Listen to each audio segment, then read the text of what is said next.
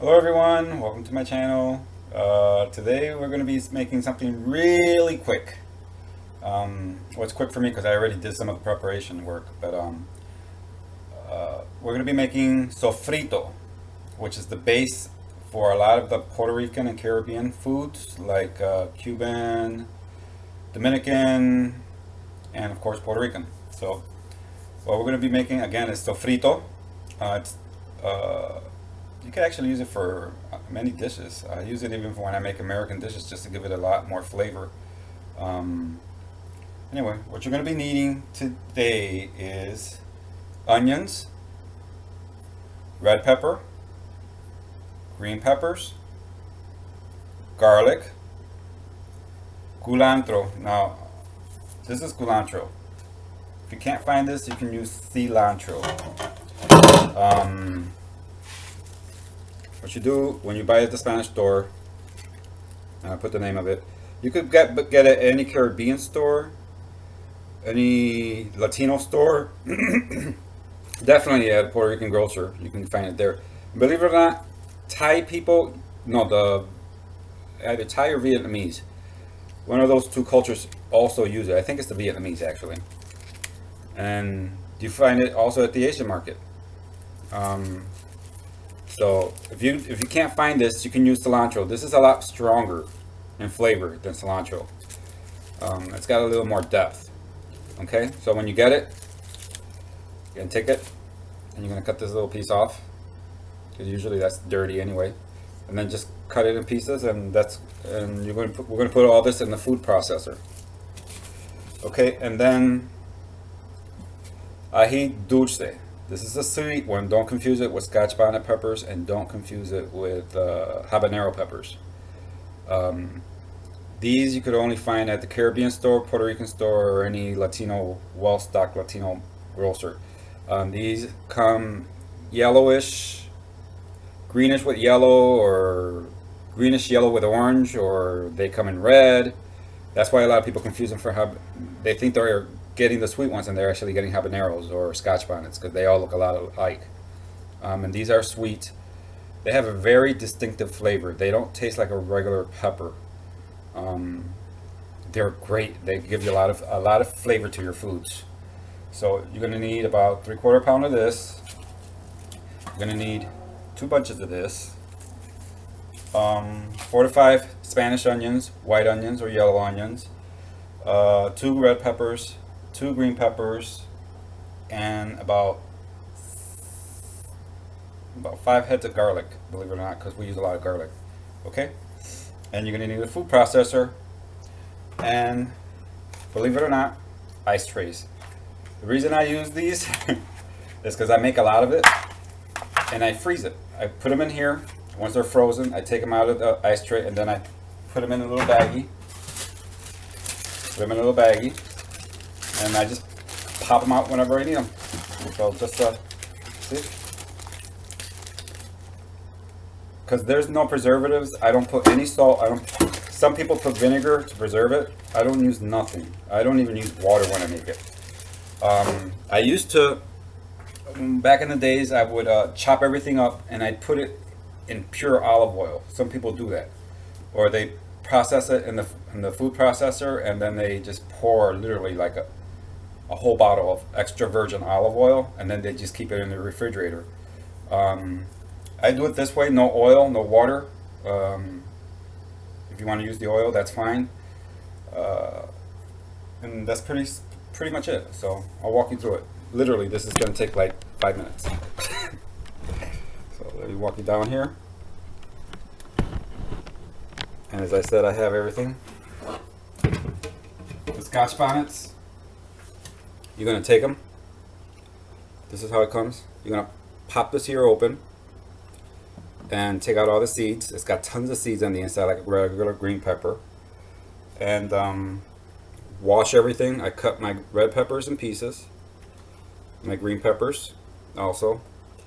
And let me see. You see how this one's almost like yellowish green? I'm trying to see if I can find another color. See, here's another one that's got like a little purple in it. I mean, they come literally like, they have like tons of different colors. Here's a perfect one. See, yellow, with green. So, and then you're gonna take your onions, cut them. You're gonna take the large onions and cut them in quarters. And then here's the culantro.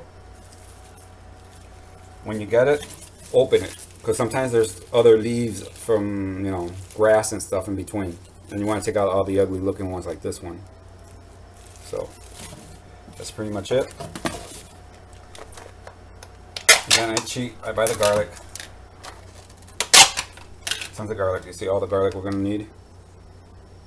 So these are pre-washed. So just take it, literally, just grab a bunch of each, in each one. Mix it together.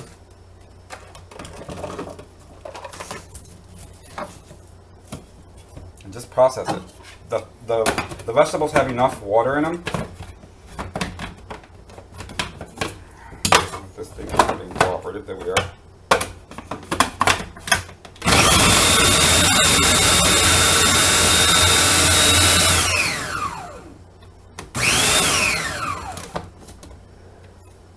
Scrape it down.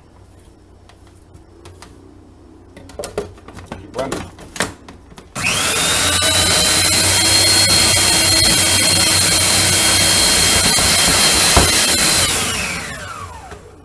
Now, you can process this into its liquid if you want. I like it chunky because it looks pretty when you put it in your soup bases or when you make Spanish rice. So when I say, you're going to see several recipes of mine, especially with the Puerto Rican recipes that I have online. I'll say Sofrito. This is it right here. So let me grind all this up and I'll be right back.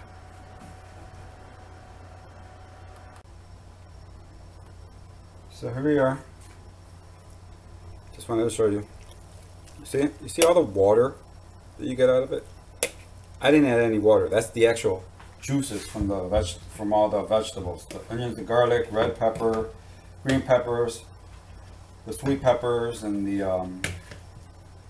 culantro. So mix it very well. Now, if you don't want to freeze this and you want to keep it in your refrigerator, it'll keep for about a good 2 weeks. But you have to add at least 3 or 4 tablespoons of vinegar, white vinegar, and you have to add salt. That'll actually like pickle it, and it'll stay fresh in the refrigerator for about 2 or 3 weeks. Some Puerto Ricans add adobo to this, and they'll add oregano. I don't add anything to it. For a simple reason, I like keeping it diverse. You know, like I said, I'll use it for American dishes or for a soup base, and it'll give it that flavor that people ask me, that's really good. What is it? It's this. And I put it like in my American food, like my broccoli soup, or in my, I'll even use it in marinara sauce. I mean, just to give it a little distinctive flavor, and people try to figure out what it is, and it's this, my sofrito. So just a heads up. I got my little ice trays, and just fill it up. Just fill it up. You know, each one. Pack it real nice and tight. Tomorrow morning it'll be nice and frozen. Take it out and throw it all in a Ziploc and throw it in your freezer. And it'll be good for up to 3 months actually when you do it this way. And what's awesome, it's frozen. You want to make a quick Puerto Rican dish, you got it there. You want to add it to a marinara sauce, pop one little cube in your marinara sauce. In any dish, it just makes an amazing base especially for our vegan dishes. You know that you have to load up with a lot of seasoning in order to get any flavor out of this stuff sometimes. So anyway, I thought I'd share that. So I'm going to go ahead and fill all these trays, pop them in the freezer. Tomorrow I'll go ahead and put them in the Ziplocs. You're probably thinking, well, can I go to the grocery store and buy this already made? I'm gonna give you a heads up. You could probably find it in the Hispanic store, the Sofrito already made. Goya makes one. La Criolla makes one. There's a whole bunch of lines that make Sofrito. The problem is they put pork in it. They'll put bacon in it, or they'll put lard in it. Some of them actually have chicken stock in it, so don't buy the ready-made stuff.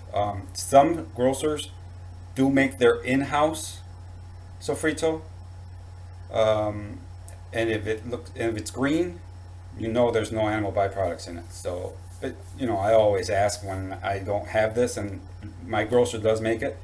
I just go over there and just pick up a pint. It's like $4 for a small one, or $8 for the big one.